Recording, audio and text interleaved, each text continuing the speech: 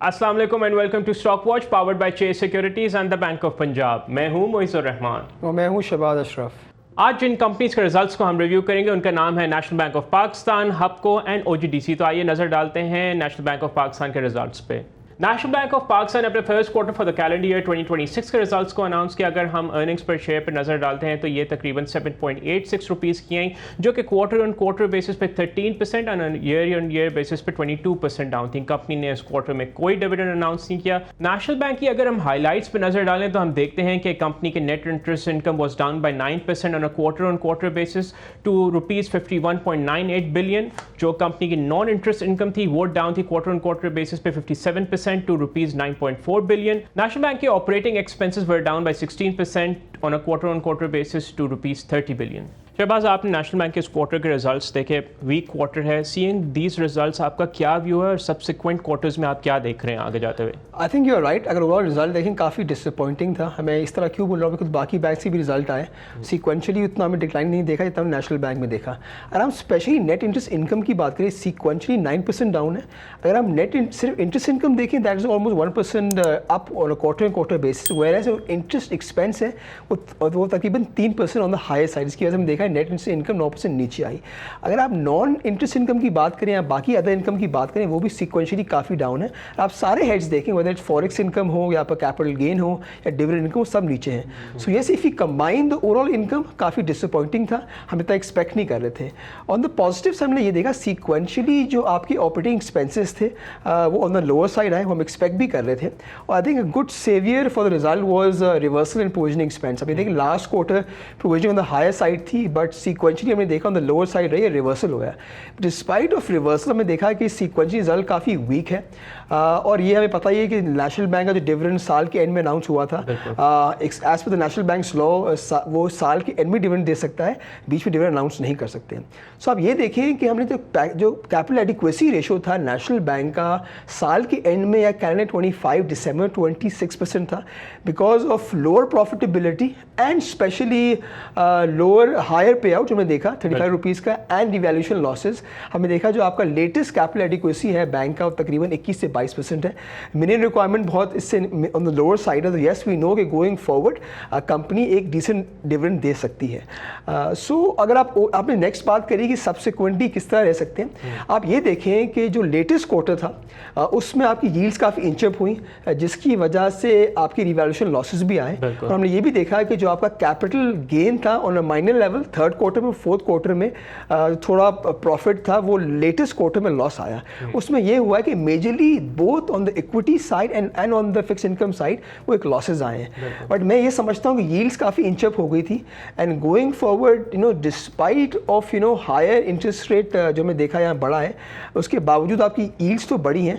But subsequently quarter हम देख सकते हैं कि yes, we might see another round of revaluation losses, जिसकी वजह से आपकी इक्विटी जो फोर्थ क्वार्टर में 215 रुपये पर शेयर पे थी वो तकरीबन 200 रुपये पे आ गई है। But when it comes to return on investments और हायर यील्ड्स, वो थोड़ी हम बेहतर देखेंगे। सो वी माइट सी कि जो आपकी कोर इनकम होगी वो बाउंस बैक करेगी, and we might even see because of lower dividend income and lower fee income, जो स्पेशली लेटेस्ट क्वार्टर में इसलिए कम आया है बिकॉज कुछ गवर्नमेंट ट्रांजैक्शन की फी मिसिंग थी। So I am hoping in next quarter because of better yields we can see a better bounce back in earnings. So वैसे मैंने मैनेजमेंट से बात भी करी थी, तो अगर आप ये देखिए उनका टारगेट कोई आरओई बेसिस पे नहीं होता, वो ये समझते हैं कि पूरे साल की उनकी अर्निंग कितनी होगी। सो अगर आप देखें तो लास्ट 4 क्वार्टर्स नेशनल बैंक की तकरीबन अर्निंग 38 रुपीज़ की है। अगर आप लेटेस्ट क्वार्टर को एनालाइज करते हैं वो 30-31 रुपये की बनती है।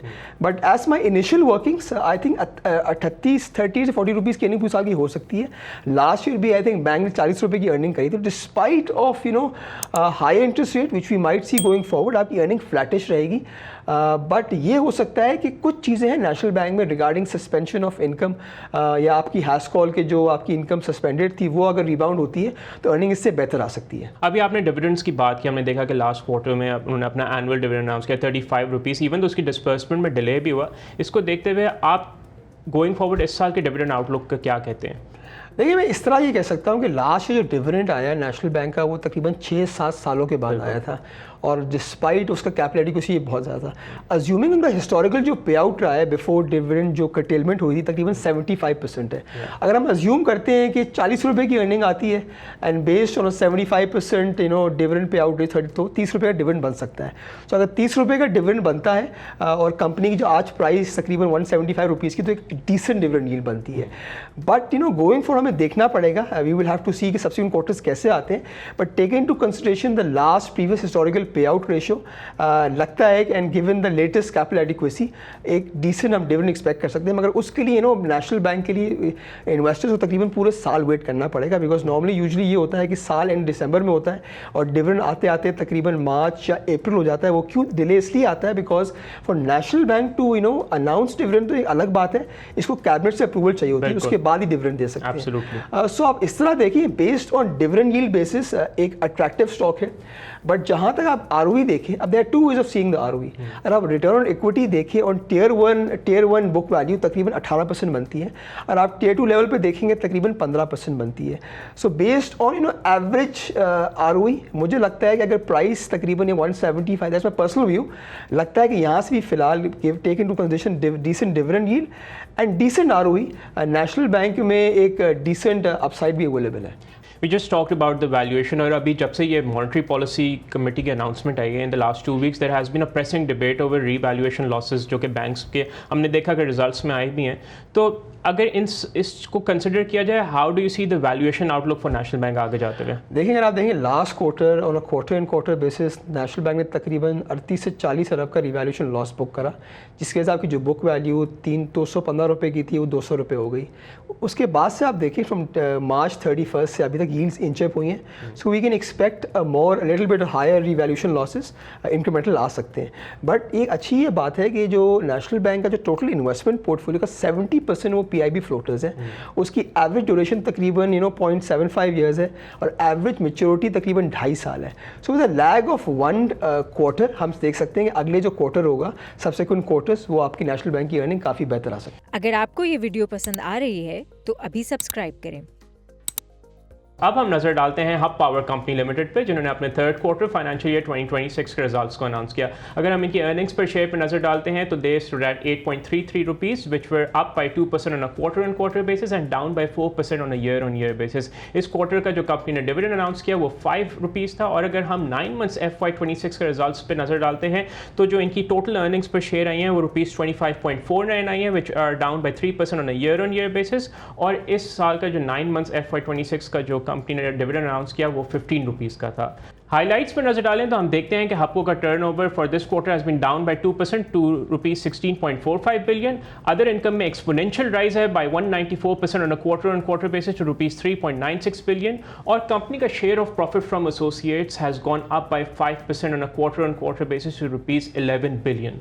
शहबाज, आपने रिजल्ट्स को देखा, what's your overall view of the company? और स्पेशली इन्वेस्टर्स का इसमें काफ़ी ज़्यादा देख रहे होते हैं कि BYD को भी फैक्टर इन करते हैं। इस सब को मिला के आप आगे सीक्वेंशियली भी क्या देखते हैं, ये भी बता दें। देखिए, ओवरऑल रिजल्ट देखें बहुत डिसेंट था। अगर आप रिजल्ट दोनों देखें on stand loan basis and consolidation basis पे बहुत डिसेंट था। तो ओनली सरप्राइजिंग फैक्टर तो नहीं, जो भी इंक्रीमेंटल अर्निंग जो भी आई है ऑन स्टैंड लोन बेसिस या कंसोलिडेशन बेसिस पे, वो ये है कि कंपनी ने इस क्वार्टर कंपनी को डिविडेंड रिसीव हुआ है फ्रॉम थर एनर्जी। अब वी नो कि थर एनर्जी जो है 60% स्टेक है हबको का, और हमने ये देखा भी था कि पहले ये डिविडेंड कंपनी ने लास्ट टाइम अनाउंस भी किया था कि इस क्वार्टर रिफ्लेक्ट होगा। सो अगर आप सीक्वेंशियली देखें स्टैंड लोन बेसिस पे तकरीबन 12-12.5 अरब रुपये का डिविडेंड है, उसमें 10.5 अरब रुपये आए हैं फ्रॉम थर एनर्जी और बाकी जो इंक्रीमेंटल डिविडेंड आया है वो सेकमेक से आया है। सो इसी तरह अगर आप रिजल्ट देखें कंसोलिडेशन बेसिस पे, वो भी अगर आप देखें सेल्स तो फ्लैट है, अदर इनकम आप देखें सीक्वेंशियली काफ़ी ज़्यादा है। उसमें जो मेजर ये है कि डिविडेंड इन्होंने रिसीव करा है फ्रॉम सेकमेक, और आपकी शेयर फ्रॉम जो share of profit of associates है वो भी काफ़ी डिसेंट है। सो आप ओवरऑल रिजल्ट देखें फ्रॉम अ प्रॉफिटेबिलिटी परस्पेक्टिव बहुत डिसेंट है। हबको की जो भी सब्सिडरीज हैं, जो भी जॉइंट वेंचर्स हैं, they are all in profits and जहाँ इनका कैश फ्लो है वो भी बहुत बेहतर है। सबसे इंपॉर्टेंट इसमें एलिमेंट ये है कि हबको ने इन the last 3 quarters every quarter dividend दिया है। अगर आपका स्टैंड लोन्स की बैलेंस शीट देखें तो वहाँ इट्स लेवरेज फ्री, ना कोई शॉर्ट टर्म डेट है ना कोई लॉन्ग टर्म डेट है। तो उसका मतलब जो भी कंपनी के पास जो भी अर्निंग आएगी वो कंपनी डिस्ट्रीब्यूट कर सकती है। आपका अगला सवाल BYD पे था। अगर BYD पे देखें इनकी जो टोटल, पहले तो प्लांट को ऑनलाइन आना तकरीबन जून में ऑनलाइन आना था, but as per the revise timeline ये प्लांट ऑनलाइन आएगा बाय दिसंबर। तकरीबन कंपनी को सिंगल शिप बेसिस 25,000 गाड़ियाँ कंपनी बेचेगी। और जहाँ तक इन्वेस्टमेंट का ताल्लुक है, बिकॉज लोगों का सवाल होता है कितनी इन्वेस्टमेंट बाकी है, और आप देखिए मोरलेस हमें ये पता है कि BYD में जो हपको का स्टेक है वो 50% है, और मेजरली 70-80% इक्विटी इन्वेस्टमेंट हो चुकी है, और जो भी डेट इन्वेस्टमेंट भी है उसका थ्रू डेट आ चुका है। सो जो भी कंपनी की प्रॉफिटेबिलिटी गोइंग फॉरवर्ड आएगी फ्रॉम थर एनर्जीज या बाकी फ्रॉम सेकमेक या चाइना पावर जनरेशन कंपनी, वो प्रॉफिट वो डिविडेंड दे सकती है। सो अगला सवाल क्वेश्चन ये होता है कि इन्वेस्टर्स का, क्योंकि 15 रुपये तो डिविडेंड आ गया है, लास्ट क्वार्टर क्या डिविडेंड आएगा। तो अगर आप देखें सेम प्रॉफिटेबिलिटी का ट्रेंड कंटिन्यू रहेगा, सिर्फ ये होता है कि जो उनकी जो थर बेस्ड पावर प्लांट्स है उसकी जो प्रॉफिटेबिलिटी है वो आपकी या उसका डिविडेंड है वो हाफ ईयरली गिरता है, और वेर एज जो बाकी एसोसिएट्स हैं स्पेशली इवन लाइक नारोवाल या इवन लारेब, वो भी सीक्वेंशली गिरते हैं, बट क्वार्टर वेरी करता है। सो हम ये देख सकते हैं कि जो लेटेस्ट क्वार्टर तकरीबन 8-8.25 रुपये की अर्निंग आई है, नेक्स्ट क्वार्टर भी इस तरह कंपनी कंटिन्यू कर सकती है। सो अगर मैं इस तरह मैं बोलूँ, yes we going forward take into consideration the capex plans, the liquidity requirement and all these factors and specially the load factor, easily I think Hapco can give about 20 rupees dividend. और हमें ये पता है कि जो मेजर जो इसकी profitability है हपको की, हब पावर होल्डिंग कंपनी में आती है, and then they decide to give dividend to the Hapco company. So yes we know कि येस गोइंग फॉरवर्ड कंपनी के पास काफ़ी प्रॉफिटेबिलिटी है। अगर वो नॉर्मल डिविडेंड डिस्पर्समेंट करती है सो वी कैन एक्सपेक्ट कि अगले साल भी 20 रुपये का डिविडेंड आएगा। अगर वन ऑफ को डिविडेंड आएगा सो 25 रुपये भी हो सकता है। सो हमें पता है कि लेटली आज ही कल परसों आपको एक्स हुआ है, 5 रुपये का डिविडेंड इसने दिया है, और तकरीबन प्राइस 210-12 रुपये की प्राइस है। तो based on 20 rupees dividend 9% yield है। It's a blue chip company.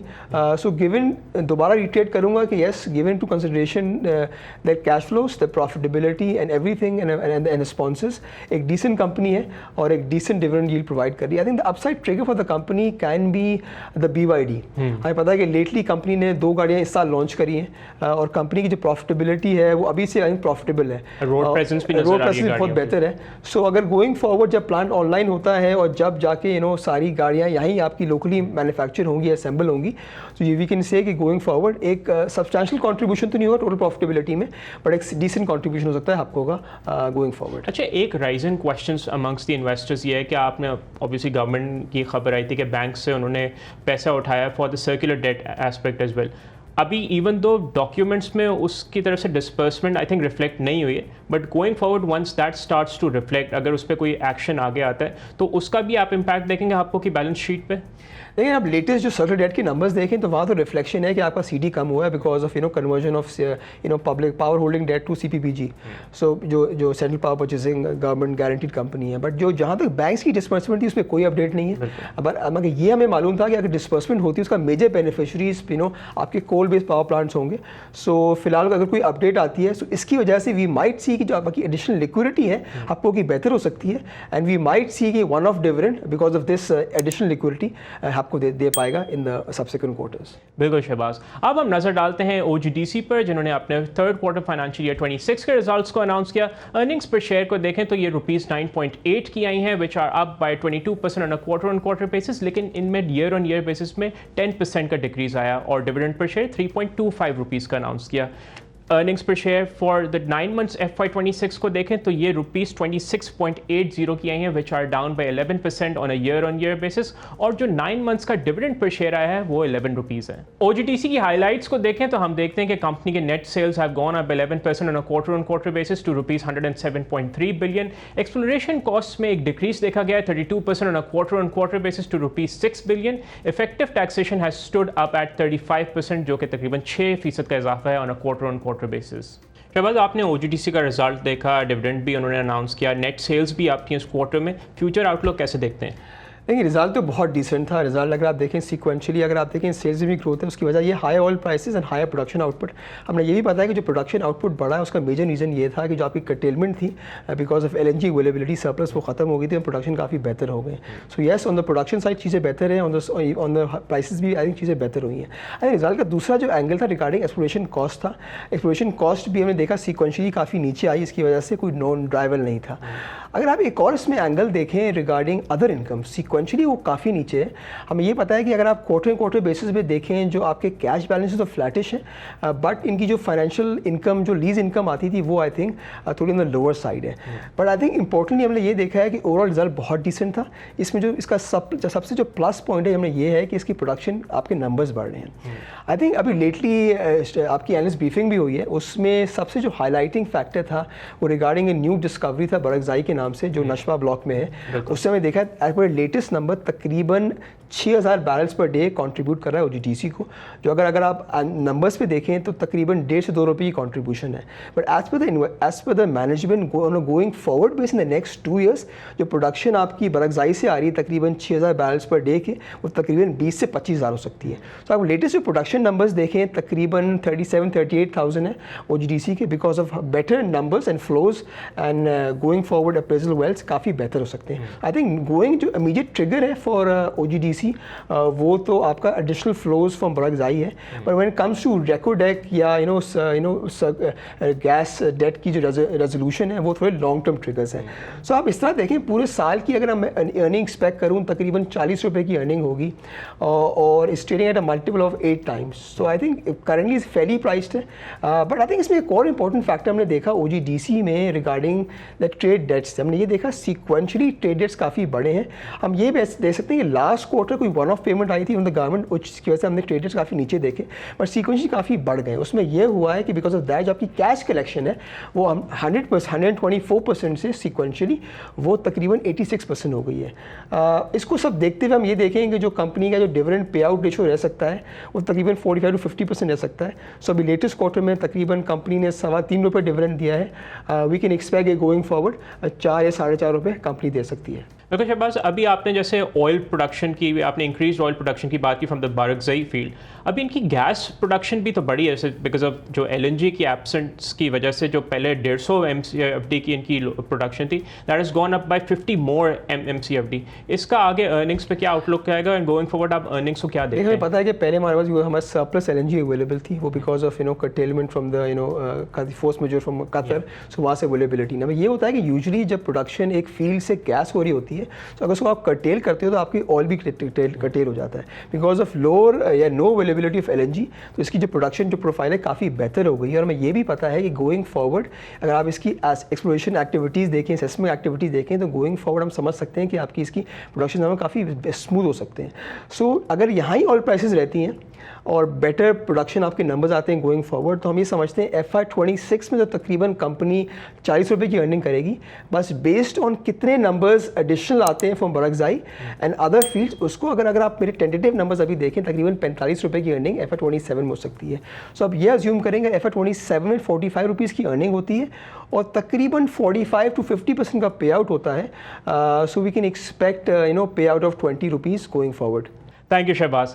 That's it for today's show. आपसे अब मुलाकात होगी हमारे रेगुलर शो में। टिल देन अपना बहुत ख्याल रखिएगा। अल्लाह हाफिज़।